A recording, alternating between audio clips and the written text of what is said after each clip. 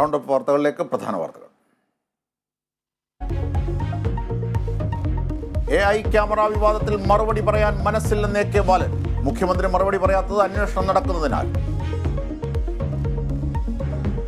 ഓരോ ദിവസം ഓരോ ആൾക്കാരെ കൊണ്ട് ഓരോ കമ്പനികളെ കൊണ്ട് ഓരോന്ന് പറയിപ്പിക്കുന്നുണ്ടല്ലോ. അതിനെല്ലാം മറുപടി പറയണമെങ്കിൽ ഓരോ ദിവസവും മുഖ്യമന്ത്രിൻ്റെ ഓഫീസിൽ ഇതിനുള്ള പ്രത്യേക സംവിധാനം ഉണ്ടാണ്. നിങ്ങളെ കണ്ട് മറുപടി പറയുക. ഇവരോരോന്ന് ഇങ്ങനെ ആരോപണം ഉന്നയിച്ചുകൊണ്ടിരിക്കുക. ബാലൻ കണ്ണടച്ചിരുട്ടാക്കുന്നുവെന്ന് രമേശ് ചെന്നിത്തല. ഒരു അന്വേഷണവും നടക്കുന്നില്ലെന്നും ചെന്നിത്തല.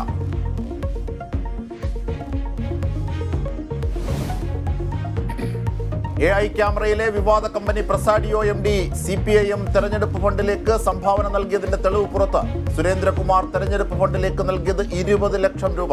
കമ്പനിയുടെ 99% ഓഹരികളും പത്തനംതിട്ട സ്വദേശി സുരേന്ദ്രകുമാറിന്റെ പേരിൽ. അതിരപ്പള്ളി തുമ്പൂർ മുഴി വനത്തിൽ യുവതിയെ കൊന്നു തള്ളി. കൊല്ലപ്പെട്ടത് കാലടി സ്വദേശി ആതിര. സുഹൃത്ത് അറസ്റ്റിൽ. മലപ്പുറത്ത് ബസ്സിൽ യുവതിയെ കുത്തിപ്പരിക്കേൽപ്പിച്ചതിൽ വധശ്രമത്തിന് കേസെടുത്ത പോലീസ്.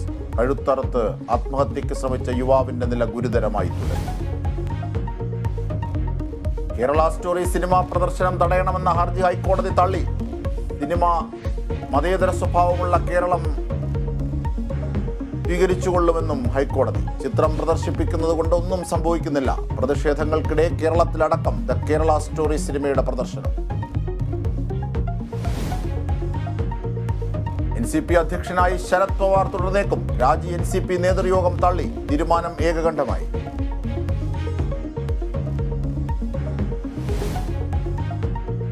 സംഘർഷത്തിന് അയവില്ലാതെ മണിപ്പൂർ.